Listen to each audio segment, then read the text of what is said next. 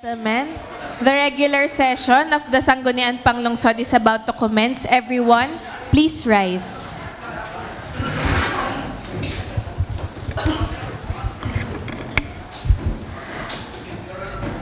As the elected City Vice Mayor and the presiding officer, this 20th regular session is now called to order. Roll call, please. The members of the Sangguniang Panglungsod, Honorable Michael Gerard T. Morada, Honorable Galileo P. Angeles, Honorable Jennifer Spitey Toledo, Honorable Oscar M. Gozos II, Honorable Rio Fer Nicole H. Ronquillo, Honorable Venice D. Manalo, Honorable Miguel Pilina III, Honorable Merlo P. Silva, Honorable Avior R. Rocafort, Honorable Ralph Peter S. Umali, Honorable Aris D. Macala, Honorable Percival V. Lojo, Honorable Windy P. Lat, Honorable Angela Antoinette B. Bautista, and the presiding officer, Honorable City Vice Mayor Camille Angeline M. Lopez. Do you have a quorum? We have a quorum. May I request the Honorable Nicole Ronquillo for the leading of the invocation and the singing of the national anthem. Let us all put ourselves in the holy presence of God, in the name of the Father, and of the Son, and of the Holy Spirit. Amen. Dear God, as we gather here in the harbor of your safety, we thank you for fellowship and family. We ask that you will strengthen us, restore us, and inspire us with your love. Lord, would you fill us with your peace so that as we journey onwards, we would pour out your love and grace to others. We ask that our souls would catch the wind of your Spirit so that we would take your promises to all the earth. Amen. In the name of the Father, and of the Son, and of the Holy Spirit. Amen. So now let us all put our right hand on the upper left part of our chest and sing the Philippine National Anthem. Mga kababayan, ang pambansang awit ng Pilipinas.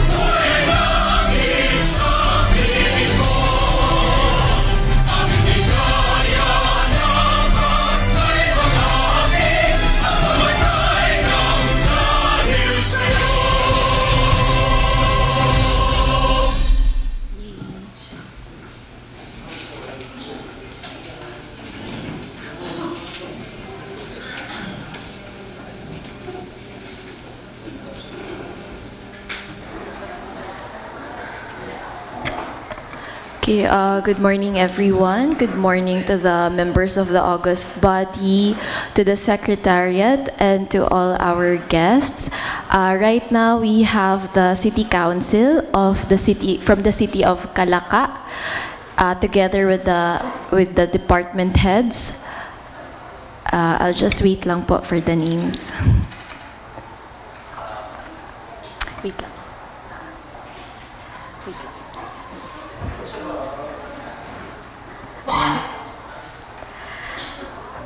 Okay, we have here with us the acting City Vice Mayor, Jovic Ontanco, City Councilor Robinson Sale, City Councilor Prima Dajoyag, Dahoyag. Okay. City Councilor Michael Jones Salazar. City Councilor Rexner Joan Pastoral. City Councilor Cesar Ryan Noche. City Councilor Cedric De Hoya. Their ABC President Generoso Garcia. Their City Treasurer Attorney Lita Tenorio Maligaya.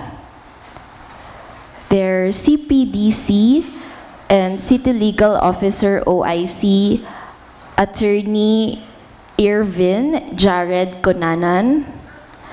Their City Budget Officer Mrs. Eufrosina Macalindong. Their BPL Officer Mrs. May Ontanco. The City Accountant OIC Ms. Joy Katibog. The Executive Assistant for Ms. Melinda Salvador. Also with us is their CSWD Officer Mrs. Maharani Babasa. Their City GSO Mrs. Maridi Manalo. Their Admin Officer for Ms. Gabriela Magpile. Their Admin Officer 2, Mrs. Lizette Corona.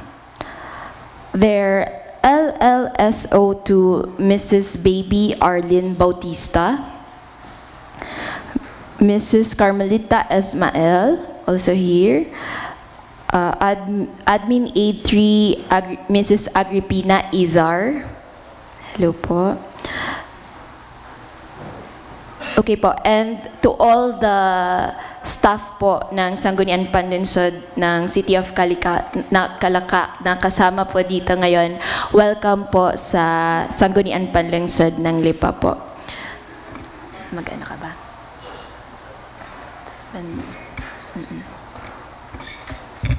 Madam Chair, I move for the suspension of the rules to give way the Honorable Vice Mayor.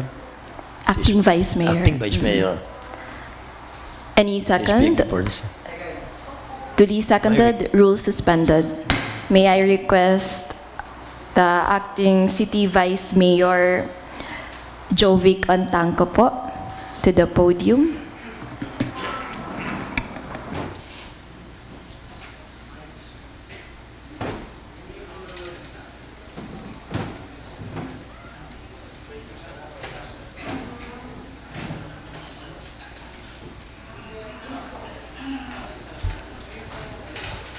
Thank you so much po, Madam Presiding Officer and members of the Sangguniang Panlunsod ng Lungsod ng Lipa.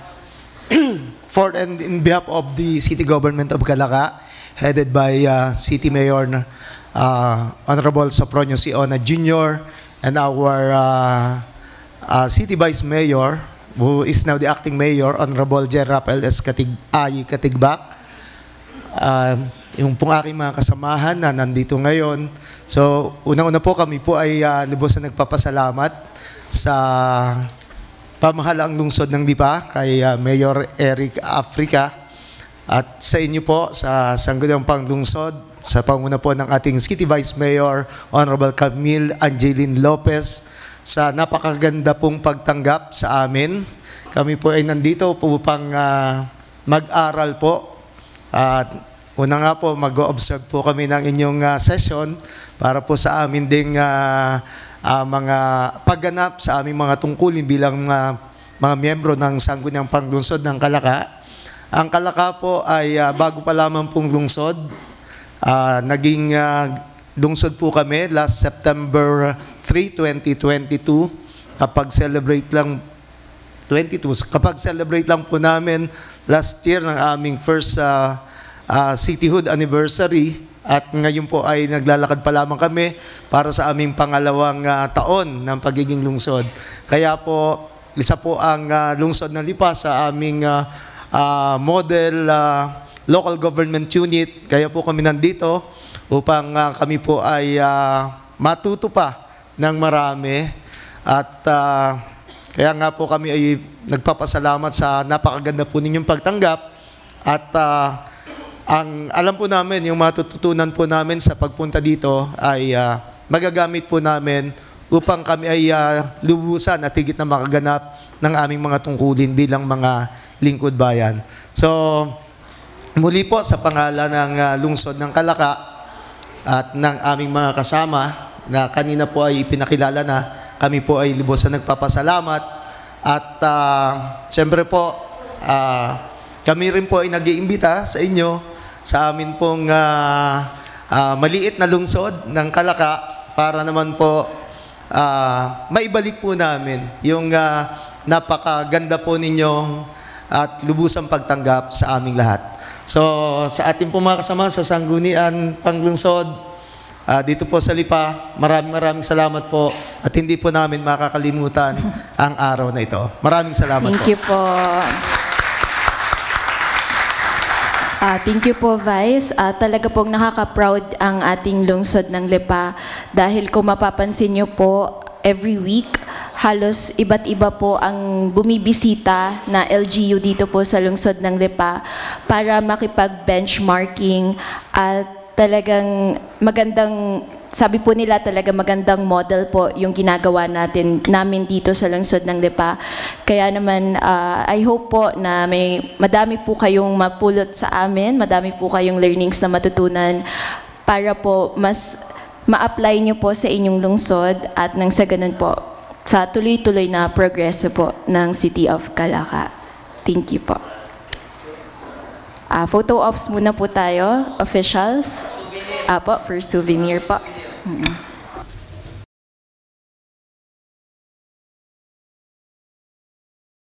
Session resumes. Privilege. Wala na po. Okay, we now proceed with the reading of the minutes of the preceding session and approval of the same. Honorable Attorney Gali Angeles, you are recognized. Thank you, Madam Chair. I respectfully move to dispense with the reading of the minutes of the May 29, 2024 regular session and the approval of the same. Any second? Seconded by Honorable Manalo, Umali, Makala, Ronquillo, Lina. Discussion, objection, hearing none, the motion is hereby approved. Thank you. Thank you, Madam Chair. Proposed ordinances and resolutions for second reading. Please go ahead. Thank you, Madam Chair. I respectfully move for the approval for second reading of committee report number whole-2024-001. Any second? Seconded by Honorable Silva, Umali. Discussion, objection, hearing none, the motion is hereby approved for the second reading. Thank you, Madam Chair. Honorable Avio Rocafort, you are recognized.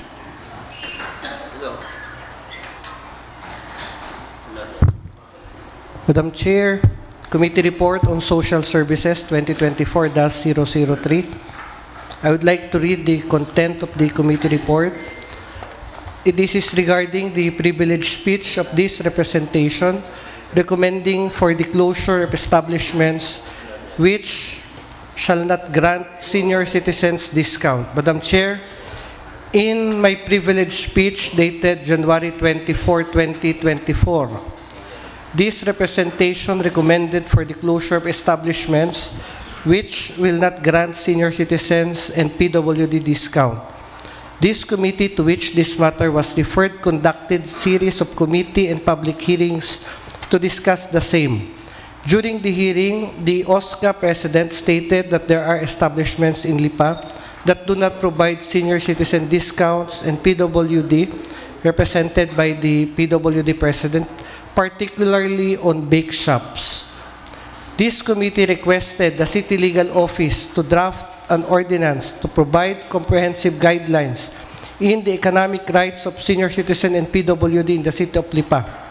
The said ordinance will provide for a clear and specific guidelines on the implementation of the right of senior citizens and PWD to avail discounts on certain basic and prime commodities in accordance with the rules set forth by the laws, revenue regulations, and other administrative issuances regarding the senior citizen and PWD discount. Under the ordinance, aside from the 20% discount on medical aspects, domestic transportation, hotel, restaurants, recreational centers, and funeral services, they will be able to be given a 5% discount on utility consumption such as water and electric bills, as well as special discount on basic necessities and prime commodities. Establishments who will violate this ordinance shall be administratively fined as follows. First offense would be a fine of 3,000 pesos and a warning. The second offense, a fine of 4,000 pesos and suspension of business operations for a period of 10 calendar days. Third offense is a fine. Third offense, C.1, administrative fine of 5,000 pesos and revocation of business permit or license or closure of the establishment for 1 year. The administrative penalty will be implemented by the City Permits and Licensing Office. C.2, imprisonment of supervisor or manager for 6 months upon the order of the court. The City Permits and Licensing Office will be the lead agency in the implementation of this ordinance. Madam Chair, ang kaibahan po ng ordinansa na ito, ang pinagtatalunan po natin sa discount ng senior citizen at PWD ay yung nakukuha po nilang discount pagdating sa cakes and pastries. This ordinance would like to resolve that particular matter issued by the DTI.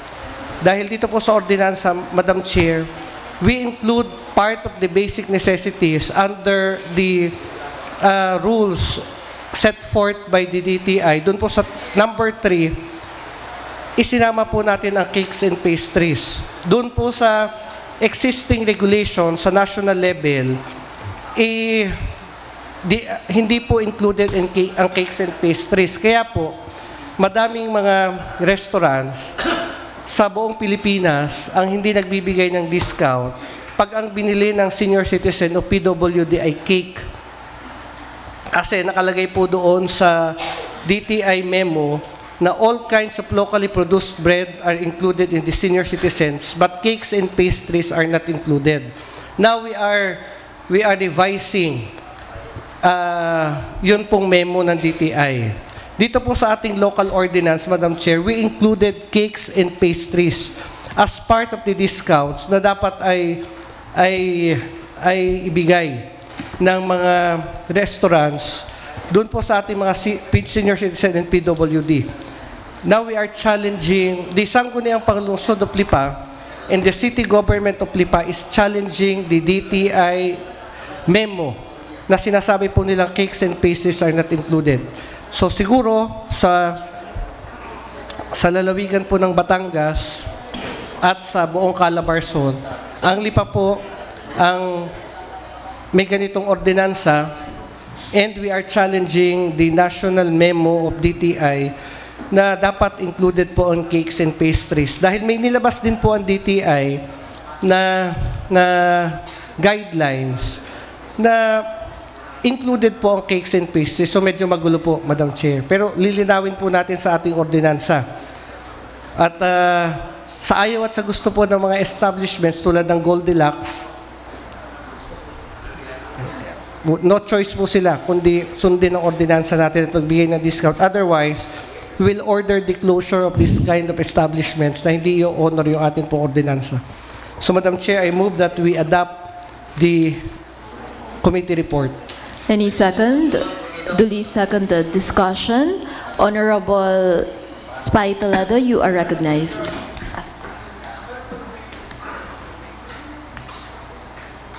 May iba po wala.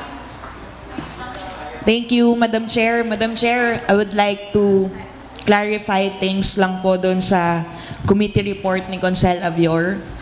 Nabanggit po kasi doon na meron pong revocation of mayor's permit doon po sa mga hindi po makakapagbigay ng mga discounts kapag naubos na nila yung mga penalties. Hanggang third penalty po, tama po? Tama Madam po. Chair, paano po ba magrereklamo yung ating mga senior citizens or PWDs para po mapatunayan na sila po hindi po nabigyan ng mga discounts ng mga establishments po? Madam Chair, under this particular ordinance, under section ano, section 2? Wala nakalagay. Ay, wala eh. Page na lang. Under page 8 of this particular ordinance, Madam Chair, the filing of complaint. Complaints for violation of the provision of this ordinance shall be made in writing and filed directly before the grievance committee.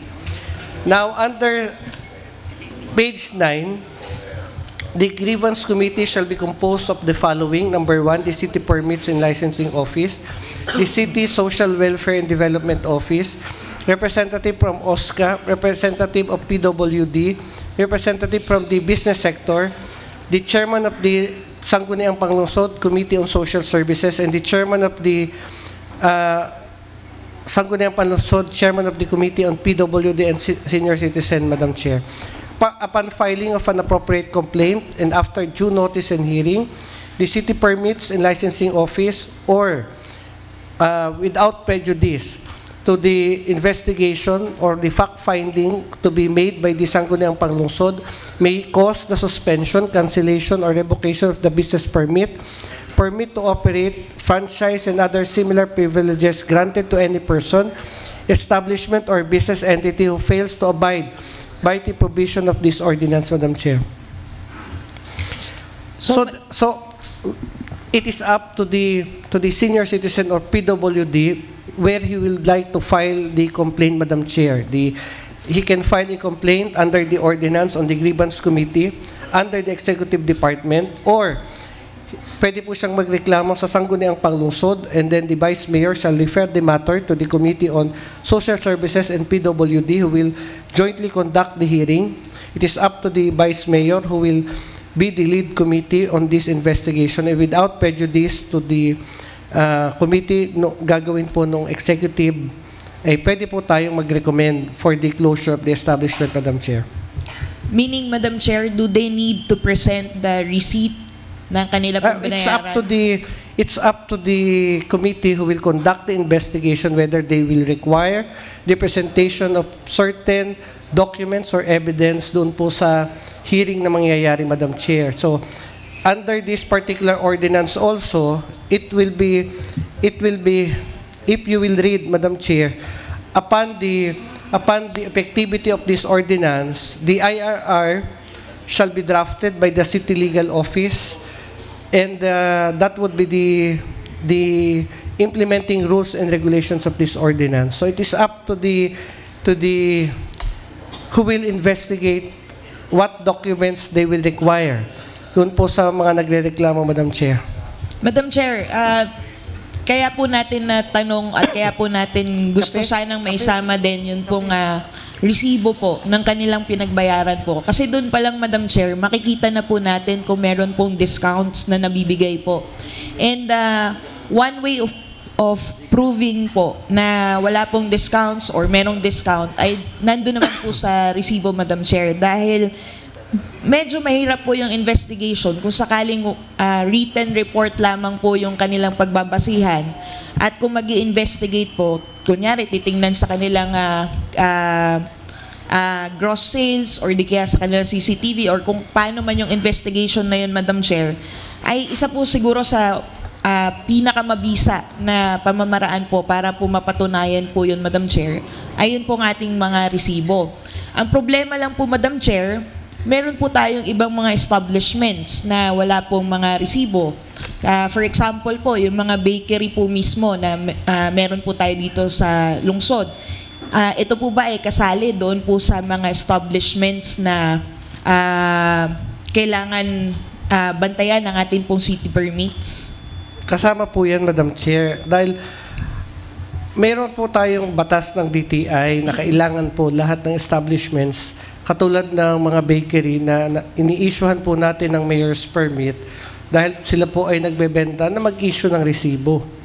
So, Kapag ikaw po ay nag-i-issue ng resibo at humihingi ng permit sa atin, dapat po kasama ka doon sa discount covered by the law. And, Madam Chair, meron ka dito teka nga. Meron po dito sa definition of terms ng atin pong ordinansa na definition ng basic commodity necessities and prime commodities. And under this ordinance also, we enumerated what are the basic necessities and we enumerated what are the prime commodities para mas maliwanag po yung interpretation ng ordinansa. Now again, kailangan po talaga ng resibo pero ayaw ko pong panghimasukan yung po mag-iimbestiga kung ano po ang mga ebidensyang hihingi nila. Siyempre, kailangan po, Madam Chair, ng resibo. But it is up to the members of the Sangguniang Panusod kung i-include pa natin yon o hahayaan na po natin na yung mga investigating bodies ang mag-draft ng kanilang IRR sa pag-conduct ng kanilang investigation, Madam Chair, because we provided a general ordinance and it's up to this, dito po sa mga inilagay natin dito kung paano nila i-conduct yung investigation na hihingin nila, Madam Chair.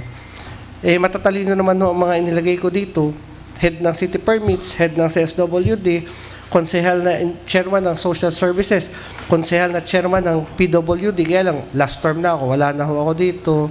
Mababawasan na ng isang mananino. Yeah.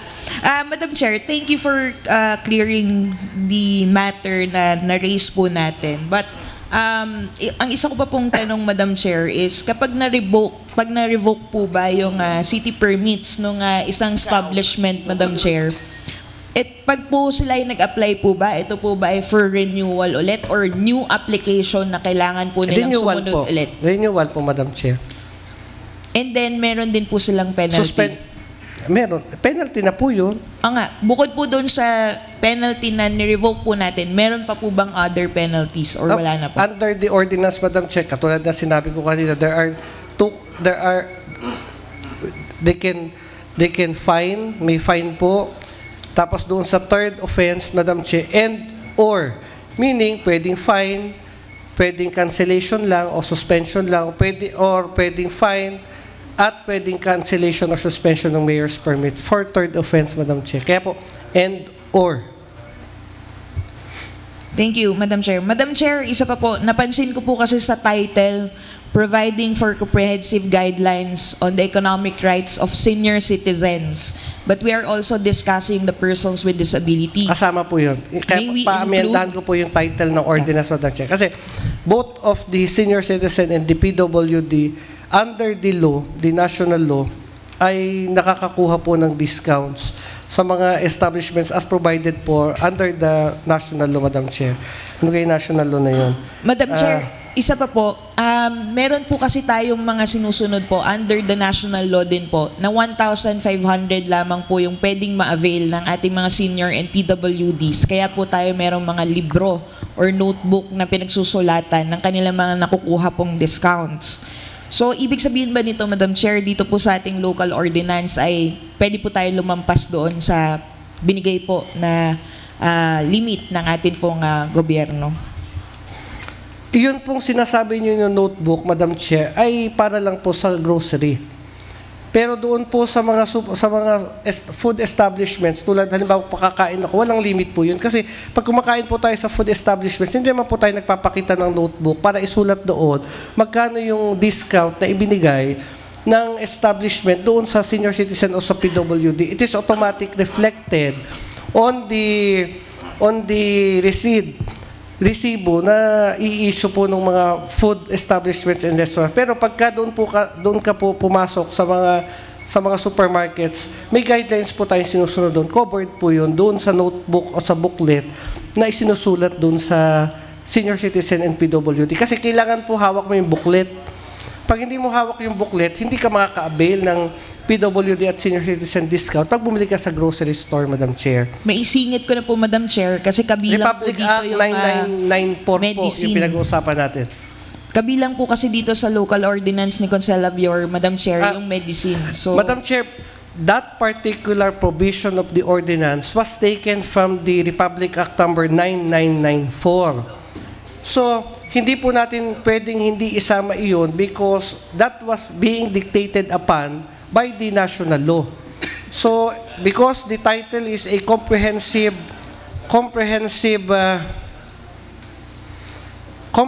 guidelines, meaning we included the guidelines being implemented by the national government. So these are guidelines being implemented by the national government as provided for under Republic Act 9994 and incorporating certain provisions that only the City of Lipa is going to implement, and that in particular would be the discount to be given to senior and PWD on cakes and pastries, Madam Chair. Thank you, Madam Chair. Lastly, Madam Chair,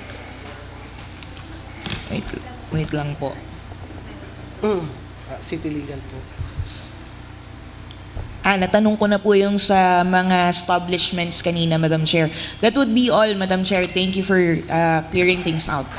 Thank you, Honorable Spy Toledo. Honorable Attorney Gali Angeles, Si you are Consejala Spy po recognized. kasi dati ang chair ng PWD hanggang ngayon. Kaya medyo compassionate po siya sa ordinansa.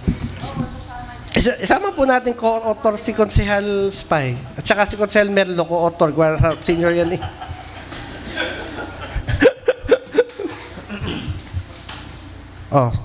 Sige po. Thank you, Madam Chair.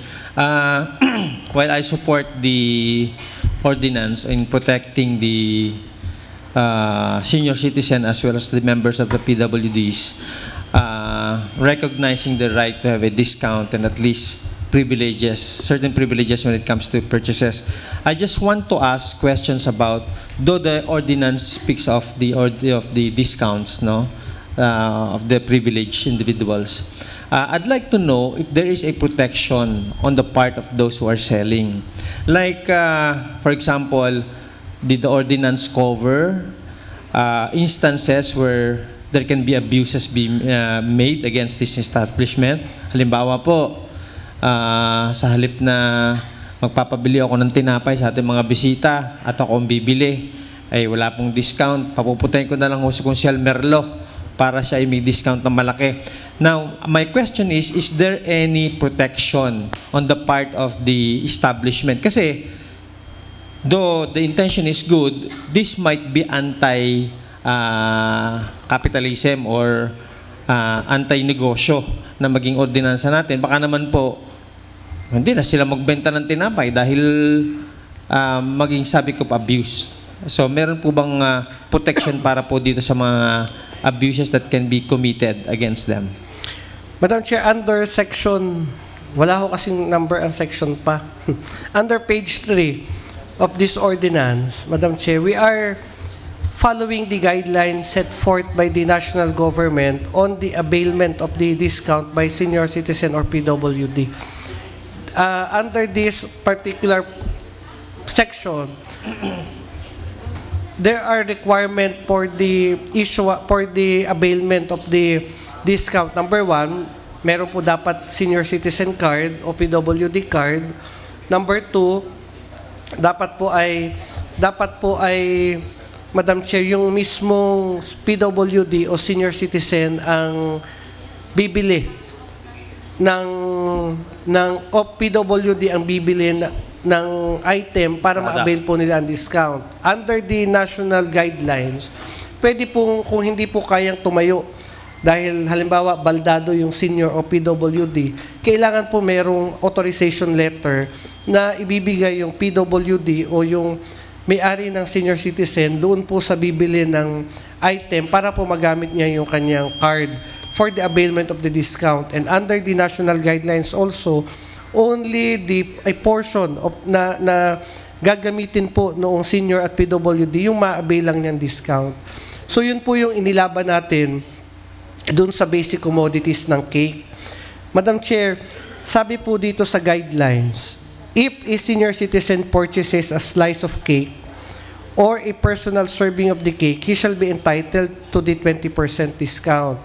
Ngayon, kung buong cake po ang pinurchase ng senior citizen and the whole cake is equivalent to 5 servings, only the 1 serving of the cake is allowed for the senior citizen to avail of the 20% discount. Yun po yung binigay nating proteksyon para sa mga business establishments na sa ganun, hindi po maabuso yung availment of discount ng PWD at senior citizens, Madam Chair. Okay, thank you. Although, saan part po kaya nakita yun sa ordinance yun? That should only be proportionately... Madam Chair, dadagdag ho natin dito sa requirement. Wala ho dito sa... No, it is in the national law. Sa requirement, Madam Chair. So, we have an ordinance like this. So, pwede mo pakidagdag na lang yan. Opo. Idadagdag po natin, Madam Chair, dito. Kasi 3 lang pong provision na ilagay dito eh. Wala po dun sa sinabi ko, Madam Chair. My second question, Madam Chair, is my suggestion is that if we can limit at least those establishment who is going to be under this ordinance. We all know, of course, we have a law that every business should be either registered in the Securities and Exchange Commission as a corporation or from the Department of Trade and Industry if it's a single proprietorship. But in reality, when we go out, we see sari-sari stores, we see bakeries sa mga bukid natin na hindi naman nagkukuha ng mga DTI. You know, though we have an ordinance like this, it can be an instrument to harass some establishments. Halimbawa, sa bukid. Gusto kong ipasarado yan. Alam ko namang si Kaanggi, hindi naman nag-register yan ng dahil lang sa DTI, dahil lang binebenta lang yan ay puto, nagluluto ng konting lumpia, hagimis, o kaya ay merong konting pandesal, ay gusto ko rin ipasarado dahil napakasama ng ugali na rin. I will try to buy isang 100 pisong pandesal at alam kong ako hindi bibigyan na rin ng 20% discount. Now, in that scenario, yung maliit na negosyo ng nanay ay may ipapasarado because of this ordinance. Now, my suggestion, Councilor Abior, is that if we can identify those establishment that can be covered by this ordinance. Kasi wag nating gawing all-encompassing. Like dun sa business permits ni Council Mikey dati, meron tayong schedule. Halimbawa, for those establishment that yung kanilang capitalization did not exceed 50,000, etc. So I think we should have a schedule like that for establishment to be covered by this ordinance because this can be subject of an abuse and it can be used to perpetrate wrongdoings against these small business owners. Madam Chair, the proponent is amenable to the amendment of Attorney Gali. Granted, Madam Chair, we will include in the provision of this ordinance the ordinance of Consehal Mikey identifying establishments which shall be covered by the 20% discounts and the PWD and senior citizen. We will make a certain provision identifying yung po mga establishments covered, Madam Chair. And my question, Councilor Abior, is ang third question. Thank you for the response. No? Ang third question ko po, what about those establishment that does not have mayor's permit? So instead of revocation, would there be a special penalty, like mas mataas kasi wala namang i-revoke na mayor's permit? Would there be a another penalty for that kind of scenario? Madam Chair, under the provision of this ordinance, there are three penalties. Number one, yung pong administrative fine. So we can fine them administratively amounting to 3,000 pesos. Number two, again, administrative fine. Kasi nakalagay naman po dito and or. So fine and or cancellation of mayor's permit. So pag po wala silang mayor's permit, Madam Chair, tulong na rin po sa atin na may nagreklamo. Dahil kung ito po ay pumasok ay walang permit, pero doon po sa classification na pinag-usapan namin kanina ni Attorney Gali ay dapat may mayor's permit, mapapasara po natin siya para makakuha siya ng mayor's permit at makapag-apply ng mayor's permit. Dito, doon po sa third offense, may kaso po. Pwede po tayo magsampa ng kaso sa korte para parusahan yung supervisor, manager o may-ari ng negosyo, Madam Chair. Okay, I hope that so sana po ay mabigyan din ng ng special na konsiderasyon o penalty kapag ka ay siya naman in the first place ay walang mayor's permit. Halimbawa, kung sila ay wala ng mayor's permit, nag-violate pa nito, baka pwedeng perpetually hindi na sila bigyan ng mayor's permit or something like that. Or yung fine mas mataas if kaysa dun sa merong mayor's permit. And anyway, I leave that to the sound discretion of the committee on how they are going to But we will include that, Madam Chair. Tapos, and last but not the least, just a query, Councilor Avior, on page 9 of the proposed ordinance, there is a provision which reads as follows. Upon filing of an appropriate, I hope you can follow me, that's the paragraph after number 7, Sangguniang Panglungsod Chairperson, PWD. Okay, and I would like to read that part. Upon filing of an appropriate complaint, and after due notice and hearing, the City Permits and Licensing Office or the Sangguniang Panglungsod may cause the suspension, cancellation, revocation of the business permit, etc. Now my question is, would it be sound in the ordinance to remove the Sangguniang Panglungsod that would cause the suspension or cancellation, because we can only do that through an ordinance. Now, I do not know, please guide me also, if we still have the power to have it cancelled, etc., the permit, because that would be an administrative function of the local government. My suggestion is, if we can just remove the part of the Sangguniang Panglungsod as one of the authorities to remove or revoke the business permit. And pabayaan na lang natin si business permit division ang mag-action nito kasi this is more of an administrative issues. Madam Chair, the writings of this particular provision should be the Sangguniang Panglungsod may recommend the suspension, cancellation, or revocation of the business permit. Kaya po natin ito inilagay dito. Pwede pong pagdalwahin natin ito ng paragraph, Madam Chair. Pero kaya po natin inilagay ito dito by tradition, Madam Chair, we cannot prevent the Sangguniang Panglungsod to conduct hearings in aid of legislation, and at the same time, the Sangguniang Panglungsod also may conduct hearings as a fact-finding committee and recommend to the administrative authorities, especially the executive department, certain recommendations about our findings doon po sa inimbestigahan natin. Katulad po halimbawa ng mga iba pa po nating mga issues na inirefer sa mga komitiba ng Sangguniang Panglungsod. So hindi po natin maiwasan na may magreklamo sa Sangguniang Panglungsod at hindi rin po natin maiiwasan na ang Sangguniang Panglungsod ay makialam. Dahil alam naman po natin that this institution, as the representative of the people, is the voice of the people na pwede po nating pag-usapan dito. So, hindi po tayo pwedeng magpasara. That is not our function.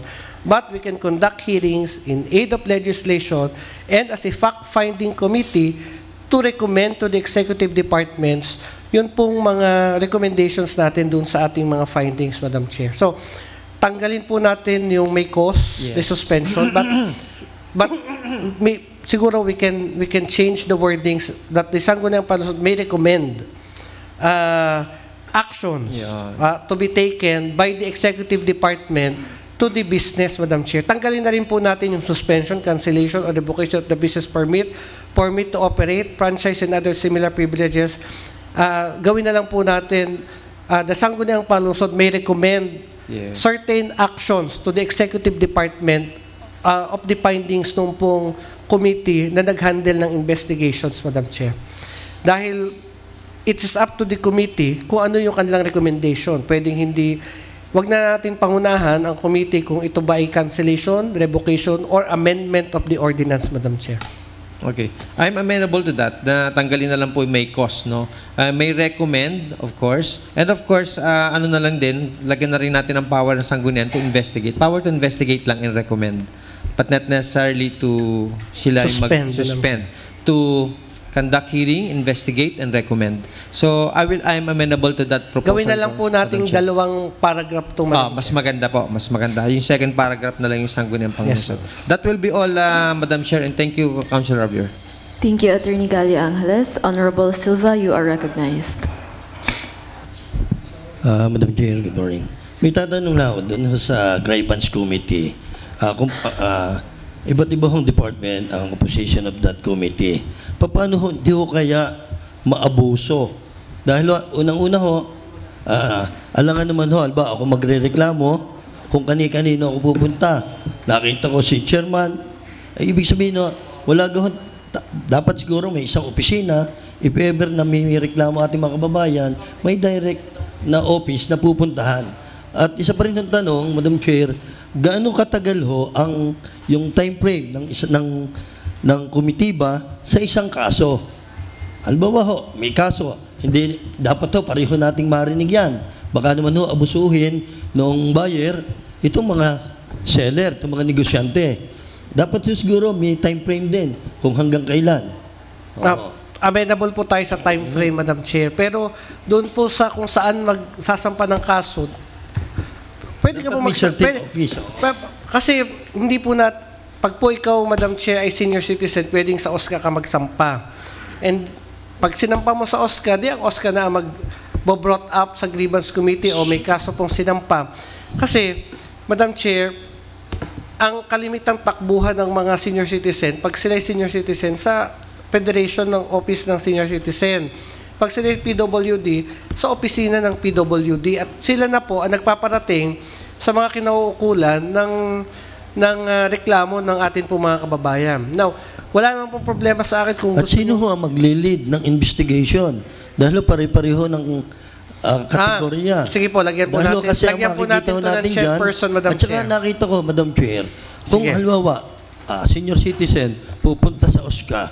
At senior citizen, bago yung makakibo, bago yung makapunta sa tamang opisina. Mahina niyo naman, hindi senyor. Marami hong gayon. Tulungan na ho natin. Ibig sabihin, mas madali. Kayo nga, kalakas-lakas nyo pa. Kaya mahina yung senyor. May puporti pa eh. Ibig sabihin, mas madali. Mahirap po yung, marami yung bureaucracy kasi, mahirap po yung madaming channel. Ibig sabihin, directamente na lang na isang opisina ito para ang aksyon, madali. At sa isang parte naman ng negosyante, ay kinakailangan nung marinig ho agad.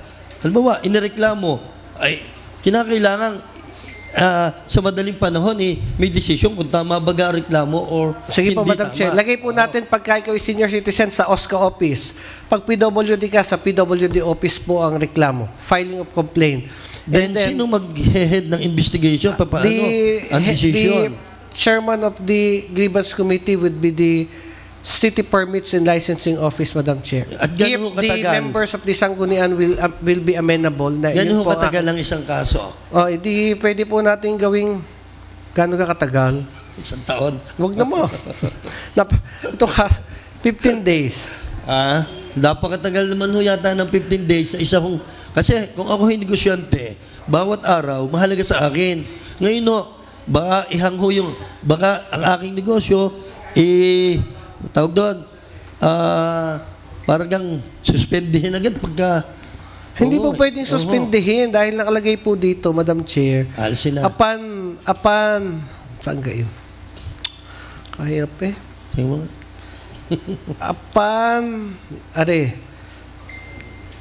Upon hearing, after due hearing and notice, Madam Chair, nakalagay po dito, para po doon sa due process of law ay makomply natin. So, upon filing of an appropriate complaint and after due notice and hearing, saka po pwedeng mag-release ng resolution ang committee kung ano yung gagawin nilang penalty doon sa establishments. Alam nyo, kaya po tayo gumawa, Madam Chair, ng grievance committee dahil ang pinag-uusapan po natin dito, kabuhayan ng negosyante. Tama. Sasaraduhan po natin o sususpindihin yung kanila pong kabuhayan, pinagkakakuhanan ng kabuhayan.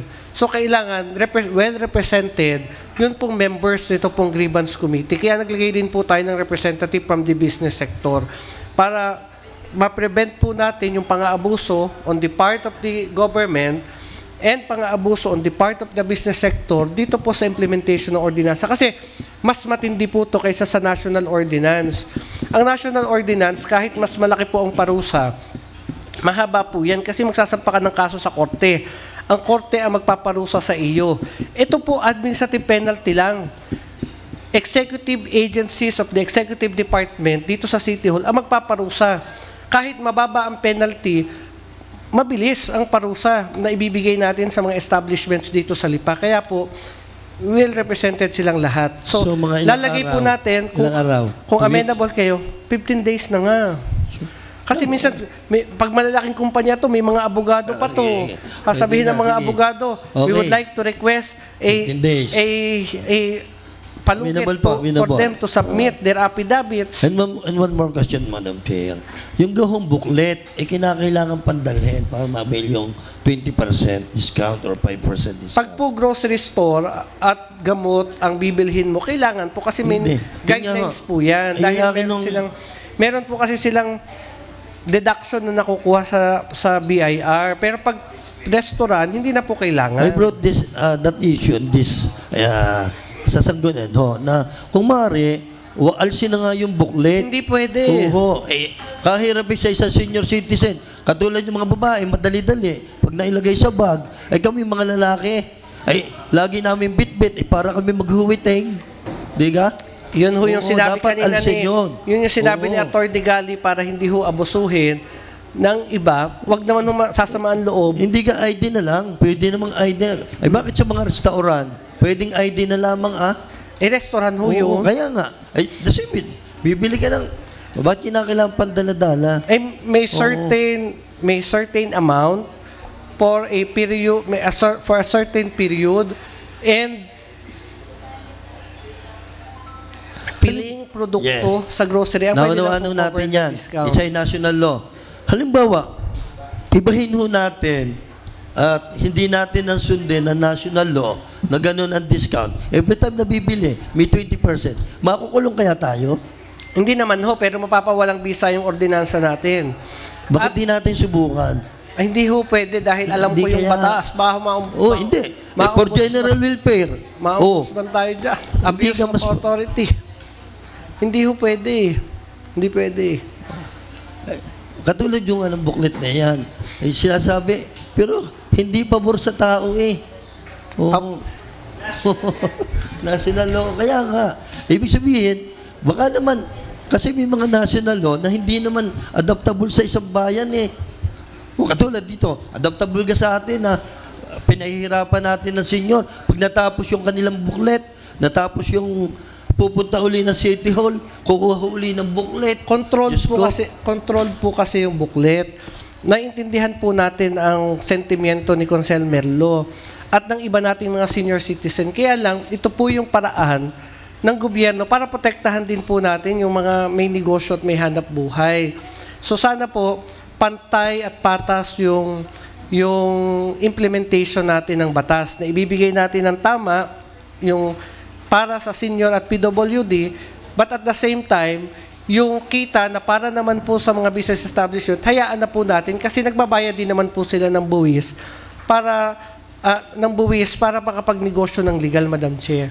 So, bagamat ito po ay nararanasan ng iba na may problema, pero ito po ang paraan na inilagay para po siguraduhin na protektado po ang karapatan ng bawat isa, Madam Chair. Thank you, Madam Chair. Thank you, Consel Abior.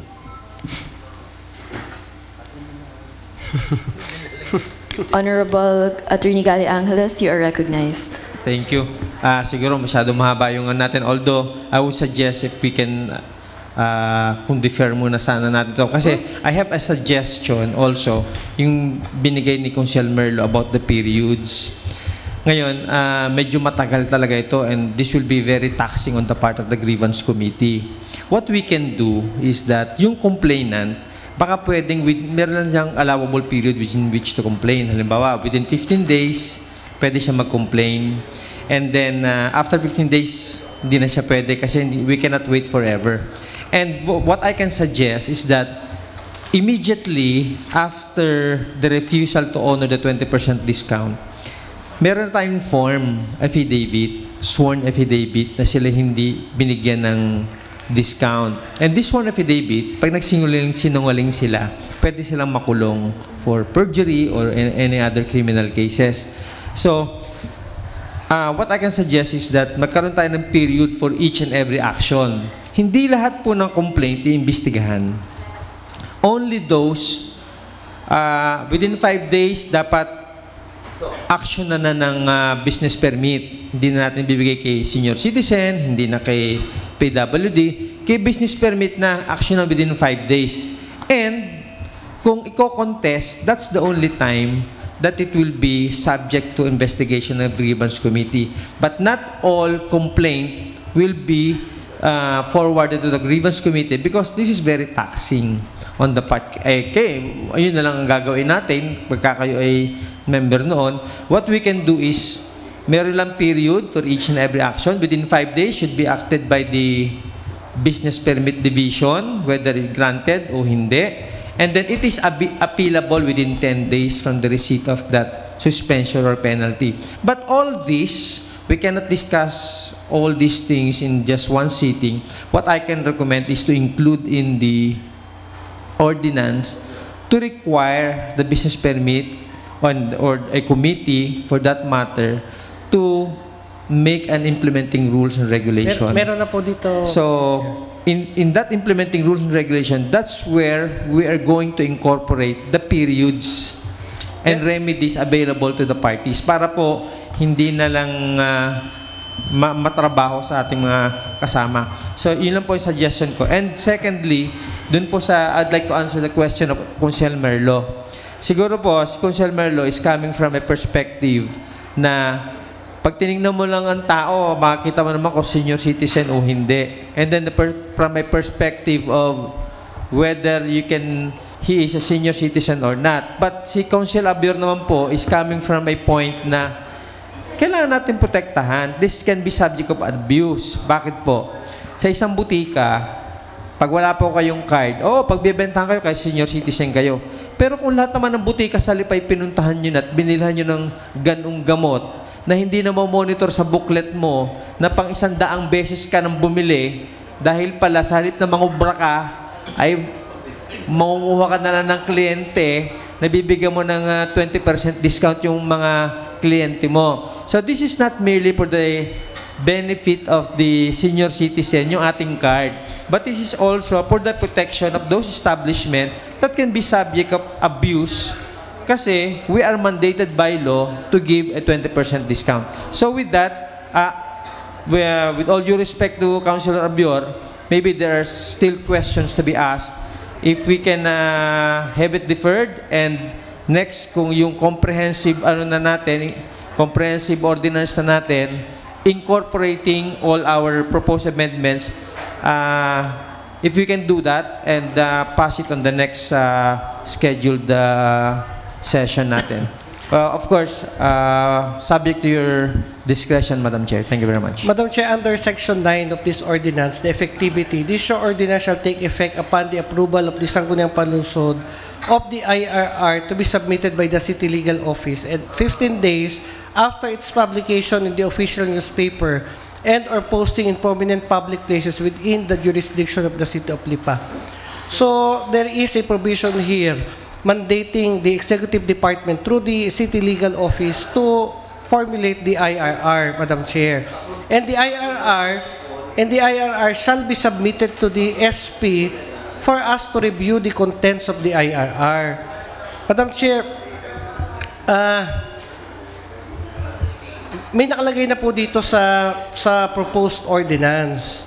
So, sa akin pong palagay, lahat po ng ating mga sinasabi ay puro administrative details noong how to implement the ordinance na pwedeng sa IRR natin ilagay.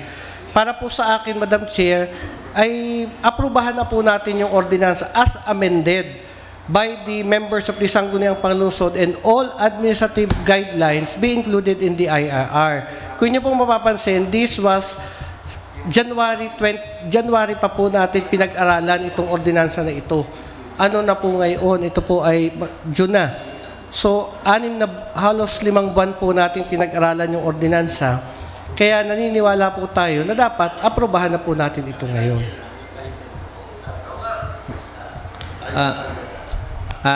Ang isa ko lang kong concern dito, although meron ho talagang provision na magagawa na IRR, but kung aprobahan po natin ang ordinansa ngayon na hindi siya kompleto, kasi ang IRR po natin ay magbabase siya sa laman ng ordinansa.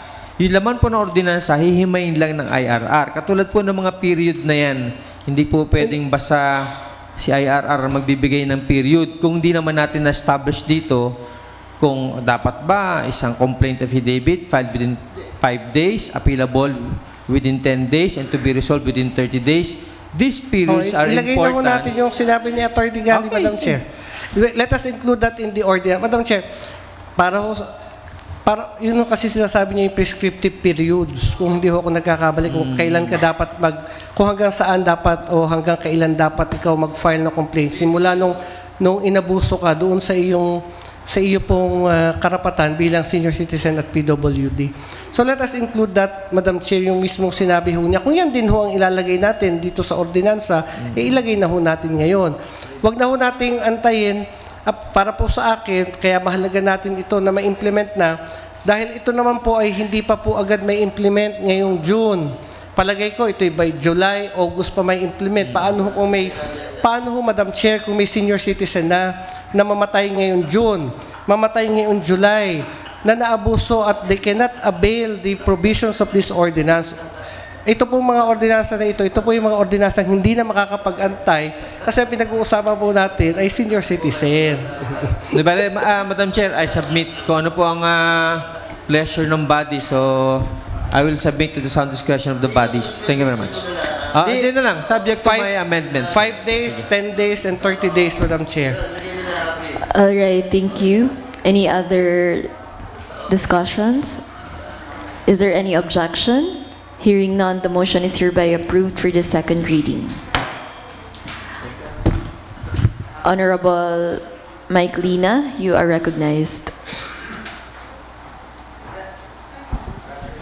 Madam Chair, with the permission of the Chairman on Committee on Housing and being the member, I move that we dispense the reading of Committee Report on Housing 2024-018, 2024-019, and 2024-020, and the same be approved for second reading. Seconded by Honorable Silva Umali. Discussion? Objection? Hearing none, the motion is hereby approved for the second reading. And last, Madam Chair, Committee Report on Housing 2024-021, from letters A to O, and the same be approved for second reading, Madam Chair. Any second? Seconded by Honorable Umali. Discussion? Honorable Rocafort, you are recognized.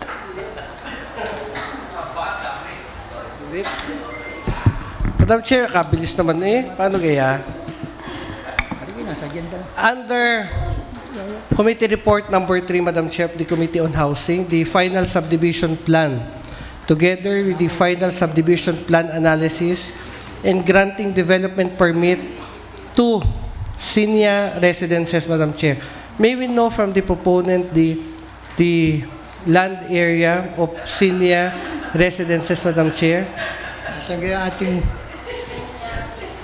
Madam Chair, Madam Chair, it's inaaprobahan ho natin ang final subdivision plan at development permit ng senior residences. Ngayon, pag ito po inaprobahan natin, wala tayong habol dyan. Kung may problema pang kinakaharap ang senior, doon po sa final subdivision plan nila. Dahil na-issue na sa atin silang development permit ang problema po natin dito, 7.3. Oh, yan, 7.3. Ngayon, ilang bahay po ang naitayo nila dito at ito po ba ay lahat ay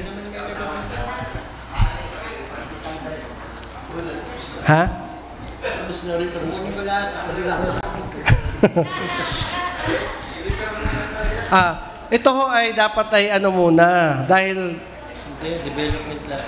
Oo nga, ang pinag-uusapan ho natin dito, Madam Chair. Madam Chair, with regards sa question ni Councilor Abior, 800 residential lots ang kasama rito.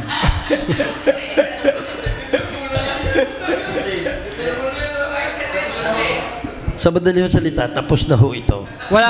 Hindi, ibig ko sabihin, walang problema ang mga nakatira dito, hindi sila binabaha, Hindi kompleto ho ba yung mga amenities na inilagay nila doon sa kanilang plano bago sila na-issuehan ng special use permit o ng reclassification permit para ho gawin yung subdivision. Nakausap ho ba natin ang mga homeowners na wala pong kakulangan, yung developer, base doon sa plano na isinabmit ng subdivision sa kanila. Kasi, ang problema ho nito, pag itinurn over to ng subdivision sa mga homeowners, saka po tayo nagkakaroon ng problema, naghahabol yung mga homeowners. Madam Chair. Sino naghahakot ng basura sa subdivision na ito? May truck ho ba ng basura sa subdivision na ito? Madam Chair, sino naghahakot ng basura ito ho ay galing na ho ito sa mga proper agency. Dumaan na ho yan, natapos na ho. Kaya ho, pina-aprobahan ho sa atin ang final subdivision plan. Meaning to say ho, lahat ho na nakapaloob sa subdivision yan, dumaan na ho sa mga tama hong ahensya ng ating pamahalaan. Pero bakit? Ito hong subdivision plan analysis ho natin, ito ay isa sa requirement para naman ho sila ay makapag-apply ng mga permit sa housing DSOD. At ito tapos na. Madam Chair. Kung ito ho ay, bakit, kung ang magiging premise ho natin, kung ang magiging premise ho natin ng sagot ay dumaan sa mga tamang ahensya, bakit marami pong subdivision, mga homeowners na lumalapit sa atin at nagrereklamo tungkol sa kalagayan nila at sa gawa ng subdivision nila kung dumaan sa mga tamang ahensya, Madam Chair? Ang Sangguniang Panlungsod through the Committee on Housing and Land Utilization has a power to check the certification being issued by the offices of the executive department whether or not they comply with the plan as what they submit sa city planning office bago po sila inissuehan ng permit na magtayo ng subdivision, Madam Chair. Yun ho yung ating manifestation pagdating sa pag-aproba ng mga development permit at final subdivision plan analysis ng mga subdivision na ito. Dapat po kasi, para sa akin, Madam Chair, and if the members of the Sangguniang Panlungsod will be amenable, pag ang inaaprubahan natin ay final subdivision plan analysis, dapat public hearing po yan doon sa mga residenteng nakatira sa subdivision para malaman natin kung may problema pa sila o wala. Madam Chair, ito wala po hong nakatira dito. Wala subdivision pa. dito. Ito permit pa lamang po. Ito nalote-lote, dumaan sa mga kwan, tapos dadalhin nyo yun, tapos mag-i-issue ang disod ng authority to permit to sell. Ngayon, saka okay na po. Thank you so much, gentlemen. So, okay na po. Business for the day, committee report number 6. Is there any objection po? Hearing none, the motion is hereby approved for this second reading. Business for the day.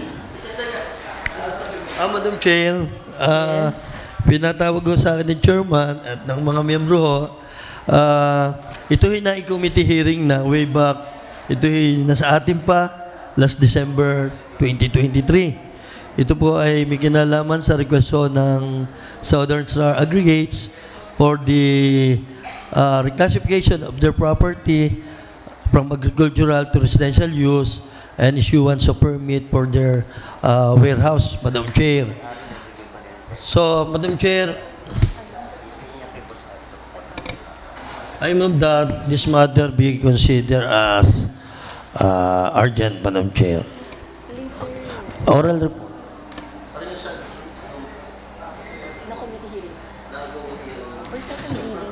For second reading.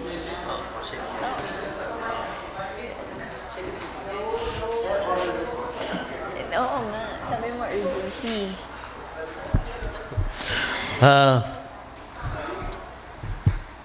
So, Madam Chair, Reiterate your motion, please. Madam Chair, oral report to.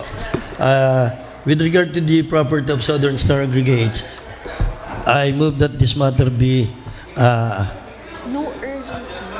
approved for second reading. Any second? Duly seconded. Discussion? Southern Star Yung Aggregate. sa Southern... Honorable Rocafort, you are recognized.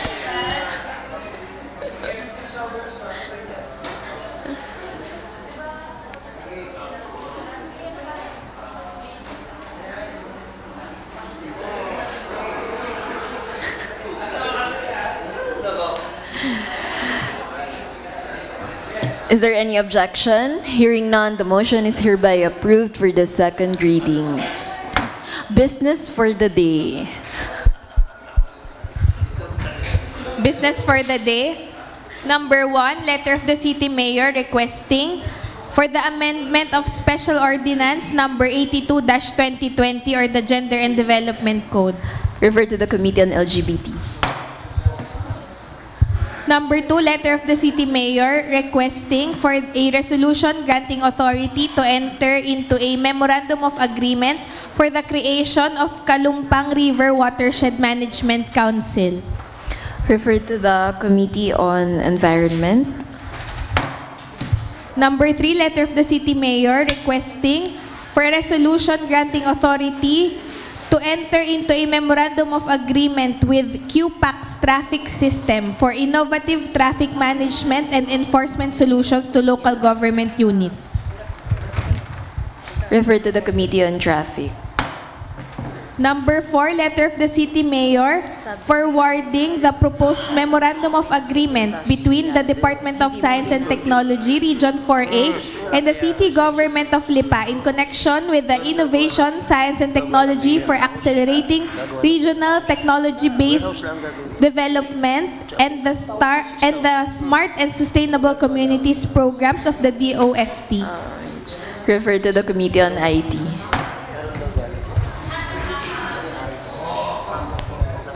Number 5, letter of the City Mayor requesting for a resolution granting authority to enter into a memorandum of understanding with Odyssey Foundation Incorporated and DOST Calabarzon regarding the implementation of the Food Cart Livelihood Assistance Project. Refer to the Committee on Social Services. Number 6, letter of the City Mayor requesting for an ordinance adopting a digitalized system of apprehension and established system of interconnectivity between and among government instrumentalities involved in transport and traffic management and enforcement. Refer to the Committee on Traffic and the Committee on IT. Lead committee will be the Committee on Traffic. Number 7 to number 14, reclassification request of various owners for properties located at various barangays in the City of Lipa. Refer to the Committee on Land Use.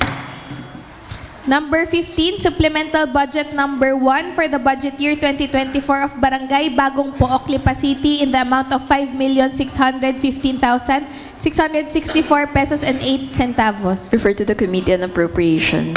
Number 16, letter of Melanie P. Rudera, Acting Assistant Regional Director, Officer in Charge of the Commission on Audit, transmitting the management letter on the compliance audit on the transfer of the unexpended balance of the Local Disaster Risk and Reduction Management Fund to Special Trust Fund and reversion of the balances still unutilized after 5 years to the General Fund of the City Government of Lipa. Noted. Resolutions and ordinances for the third and final reading. Honorable Attorney Gale Angeles, you are recognized.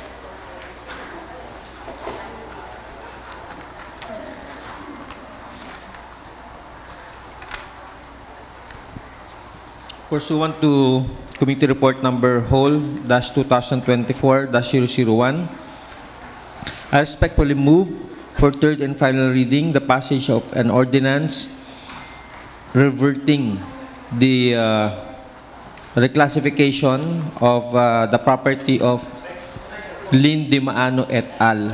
From commercial to agricultural. Seconded by Honorable Silva Macala. Objection. Hearing none, the motion is hereby approved for the third and final reading. Thank you, Madam Chair. Thank you. Honorable Avior Rocafort, you are recognized.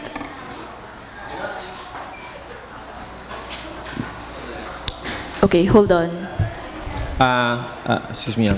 And also just a manifestation.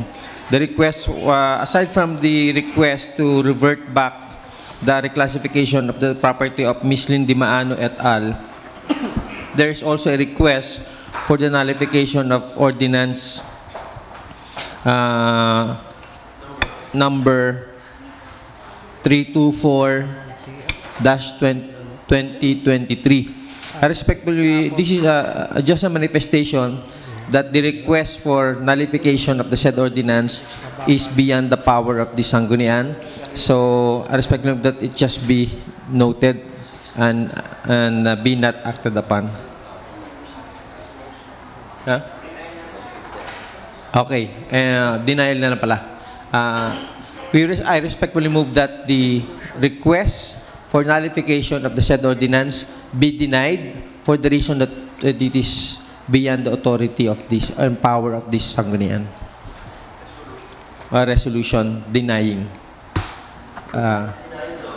Yes, a resolution denying the request for the nullification of said ordinance on the ground that it is beyond the power and authority of the Sanggunian to nullify the same. Any second? For third and final reading. Any second? Seconded by Honorable Macala. Objection? Hearing none, the motion is hereby approved for the third and final reading. Thank you, Madam Thank Chair. you. Honorable Rocafort, you are recognized. Madam Chair, I move that we pass an ordinance providing for the comprehensive guidelines on economic rights of senior citizen in the City of Lipa, senior citizen and PWD in the City of Lipa, providing penalties for non-compliance thereof and for other purposes as amended. The same be considered as approved for third and final reading and exempt from the three reading principle. Jointly moved by Honorable Manalo, seconded by Honorable Silva, Bautista, Umali, Macala, Ronquillo, Angeles, Toledo. Objection? Hearing none, the motion is hereby approved for the third and final reading.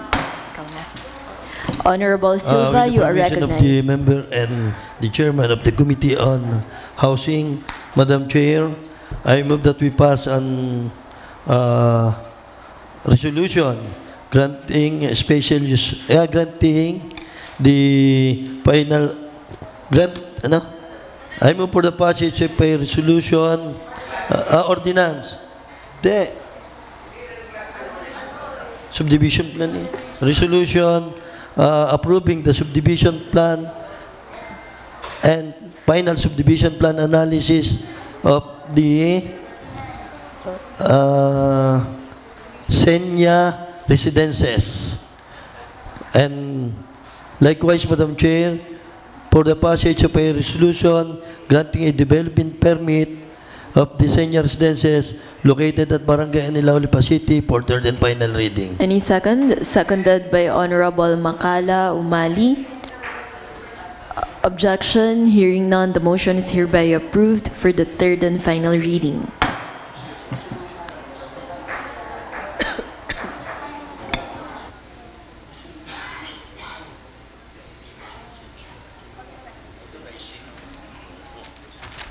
And likewise, Madam Chair, I move that we pass a resolution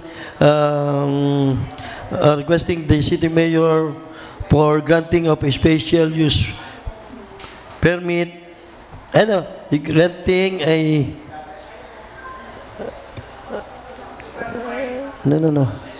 I move that we pass a resolution requesting the mayor to grant a development permit and approval of the subdivision plan analysis of the San Roque Heights 2, located at Barangay Quezon, for third and final reading.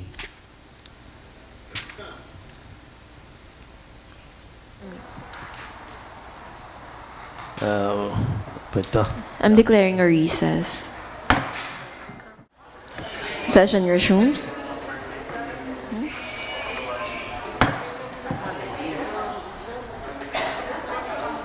Alin? Alin ka? Alin? Matagal na yan. Tapos na siguro yan. Honorable Silva, please reiterate your motion po. With regard to committee report number 2024-21, I move that we pass a resolution reclassifying a property of Ms. Althea Jodelyn Nicolas of the 156 square meters parcel of a property owned by Alan Calao, married to Leonora Calao Magaling, located at Barangay Muntingpulo, from agricultural use to residential use for third and final reading. Any second? Isa-isa yung kumagari. Lahat po na. Emotion, resolution Isa-isa na. Yan na. Any second? Seconded by Honorable Makala. Umali. Objection. Hearing none, the motion is hereby approved for the third and final reading. And likewise, Madam Chair, as approved in the second reading, I move for the passage of a resolution reclassifying a property under Committee Report number 2024-021 from A to O. Ordinance. Approving the passage of an ordinance classifying a property from agricultural to whatever it is. Puro residential naman. Oh, kaysa kadami Oh. Isa-isahin. Isa-isahin ko na. Oh, di na. Oh. Len? 20? 20 ano yan? Wala, puro reclassification lang. Ano ito? Oo. Alin? Ayaw, number 5 pala. Ano yan? And likewise, Madam Chair, with regard to Committee Report number 2024-20, I move that, I move for the passage of a resolution granting authority to the City Mayor of Lipa to enter into a deed of a solid sale of portion of land, specifically 113 square meters with the 241 square meters. Nasaan kayo? And owned by Mr. Mrs. Joan Dayaw, located at Barangay Sabang, Lipa City, for third and final reading. Alin pa? Number 19. Ano kaya yan? Ayan. Okay na yan.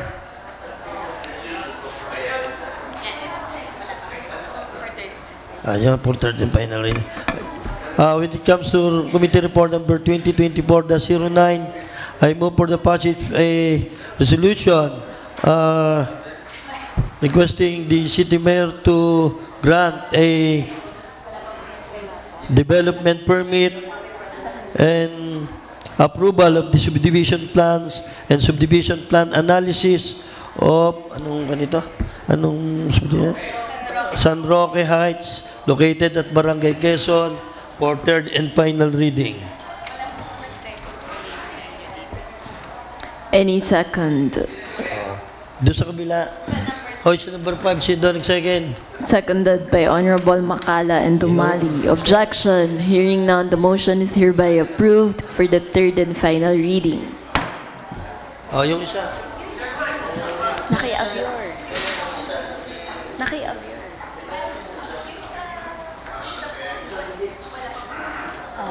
Makala and team na lang.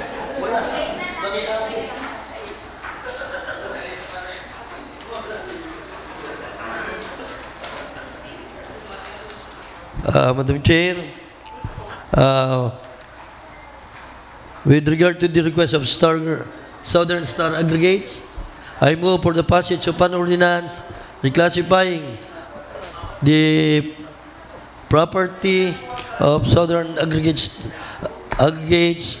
from agricultural, residential to industrial use, and likewise, Madam Chair, a resolution granting a special use permit for the proposed warehouse and motor pool located at Barangay Antipolo del Sur, Lipa City, for third and final reading. Seconded by Honorable Makala Umali. Objection? No more objection. Okay, question. Honorable Rocafort, you are recognized. Madam Chair, hello. Pag sinabi po nating motor pool at warehouse, ano po ang gagawin ni Southern Star Aggregate? Ang pinag-uusapan po natin ay yung may quarry dito sa Barangay Antipolo. Apo. Yung mga, parang gagawa sila doon sa mga truck nila ng pinaka-motor pool. Para if ever na may mga sira, ay di doon ho gagawin. So ano pong i-warehouse nila doon? Dahil pag ikaw po ay nag-quarry, yung po kuha agad ng kuha hindi na naman kailangang i-warehouse. Ayun yung mga, kasi Madam Chair, ganito yan. May mga gamit ko na po pwede kong dalhin doon sa warehouse. Ano kaya ho yung mga gamit? Sabi na, hindi man ako nag-contact ng committee hearing. Dahil ito mga, Madam Chair, ito ho ay 2023 pa. Oo. Ay ako lang ho ang naatasan na ako ho mag-introduce sa bagay ito. At ito ay matagal na hong kailangan ho ng atin ng mga ito gawin may nakatayo na o wala pa? May nakatayo na o wala pa? Off the record. Ay, ako. Kaya ho, itatama na lang ho natin para ho sa ating mga, for the satisfaction of our kababayan. Ay, nabi, dali, rin na. Sige. Sige. Tapos na. Tapos na. Oo nga. Ay, may urgent, may other matters. Oo. Kasi sunod na ako. Madam Chair,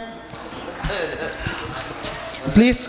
Wait lang po. Is there any objection sa motion ni Consel Merlo? Yes. Hearing none, the motion is hereby approved for the third and final reading. Madam Chair, please consider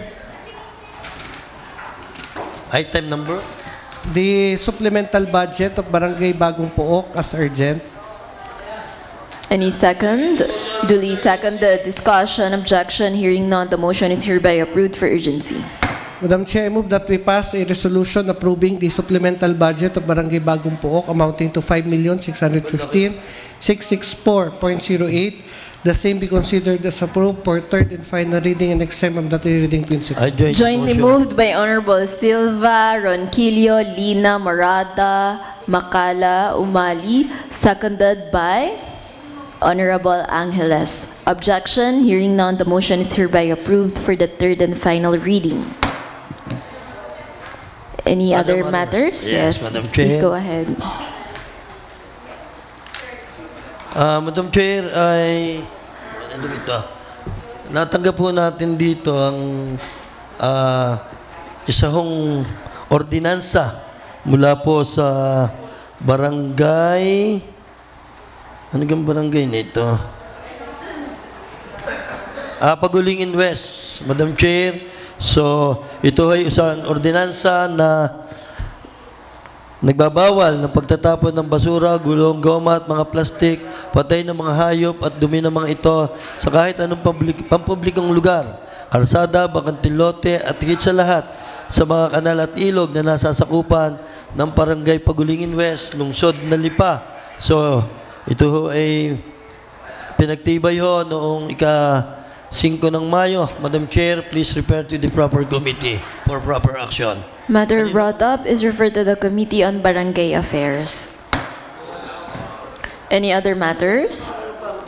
Okay, please go ahead. Madam Chair, I have marunong ditong sulat galing ho sa City Administrator regarding the property of Miss Irene Manggiat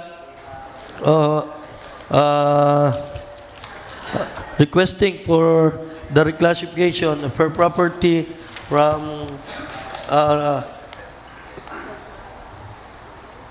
agricultural to commercial, Madam Chair.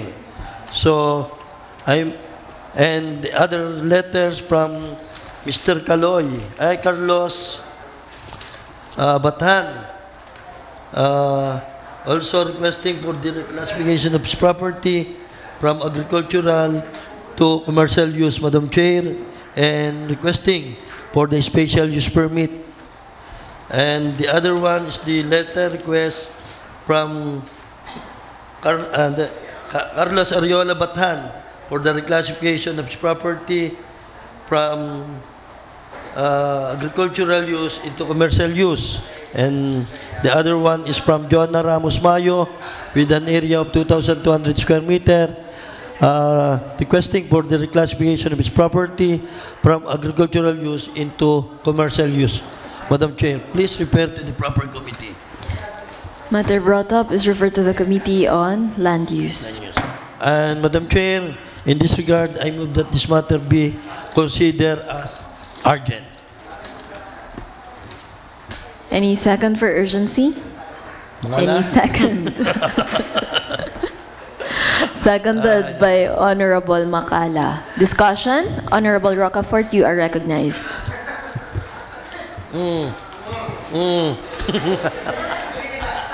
Madam Chair, ano ho yung special use permit? Gagawa may swimming pool na ho. Saan? Barangay Dagatan ho. At ang isa ho ay sa Barangay Bagong Puok. Parehas sa swimming pool? Opo.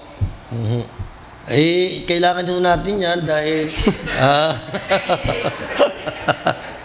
unang-una ho tayo ho ay nag-i-invite ng mga taga-ibang bayan dito sa ating lungsod at ito ay kailangan ho natin upang tayo makapaghikayat pa na maraming investor sa lungsod na Lipa.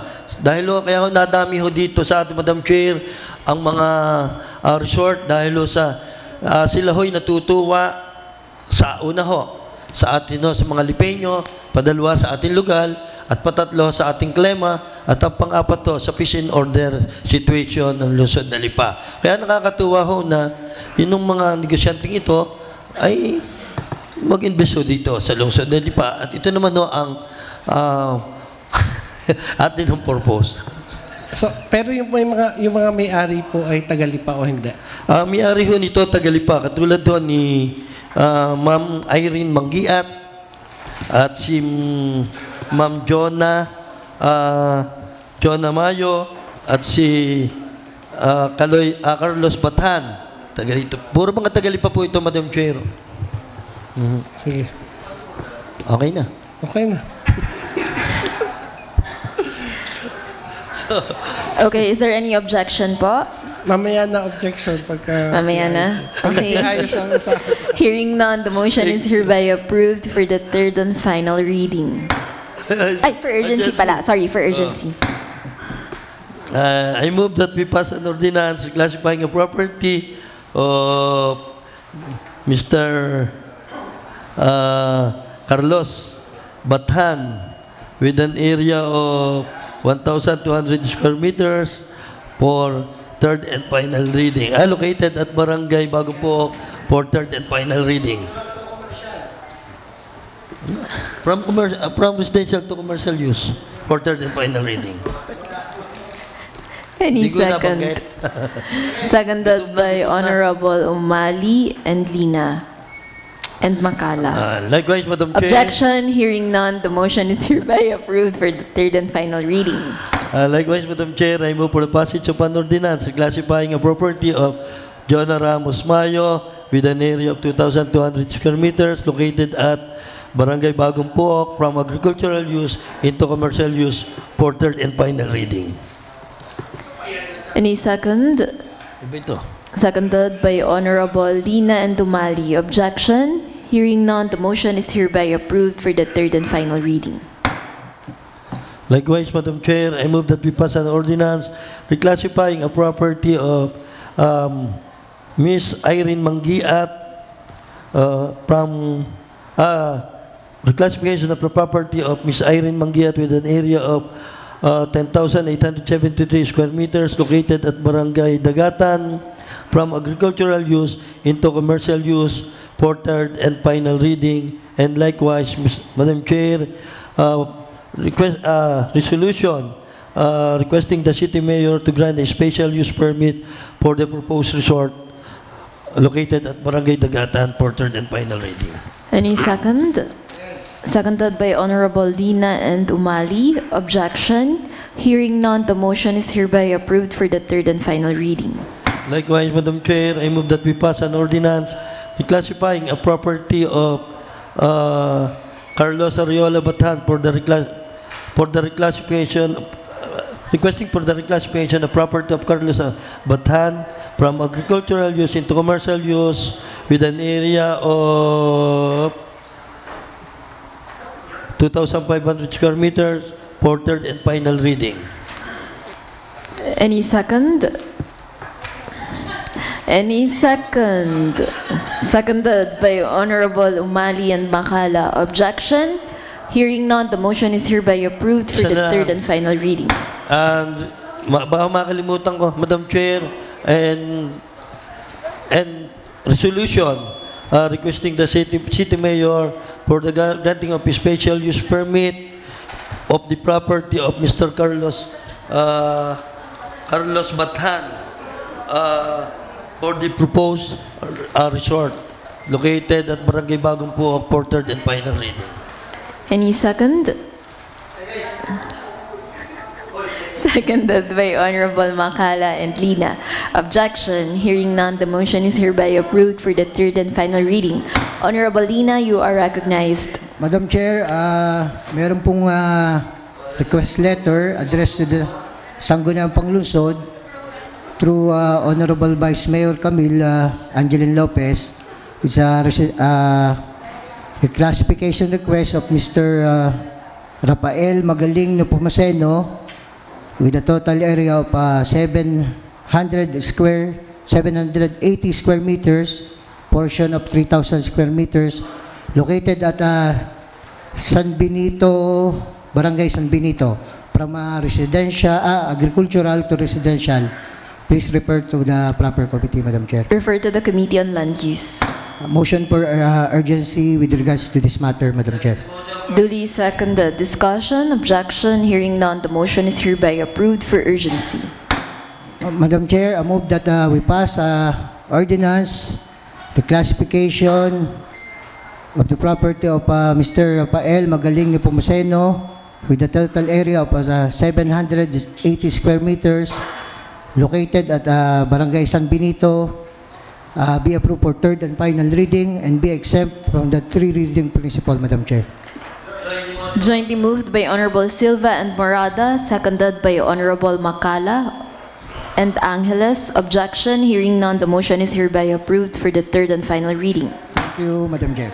Any other matters? Honorable Silva, you are recognized. Madam Chair, ayoko hong matapos ang araw na ito nang hindi ho tayo nagpapasalamat sa atin hong mga kaibigan at atin hong bisita mula po sa magandang syudad ng Calaca. Salamat po sa alaala at isang araw ho kami papasyal din ho doon. Maraming salamat po. Thank you po. We would like to invite you po sana for a lunch out po together with the city councilors po sa Maxes if okay? If okay po pa sa oras po ninyo. Sinong tatanggi Yes. kaya sa libo? Okay. Nagutom sila sa session natin. Alright po. So, inviting the Jordan. city councilors po and the representatives Saan? from Maxes po. Saan? Maxes. Opo. Oh, wala daw hong aalis. Mga Tabi na SM. Oo. Vice. Alright. I move to adjourn, Madam Chair. Duly seconded, session is now adjourned. Maraming salamat po.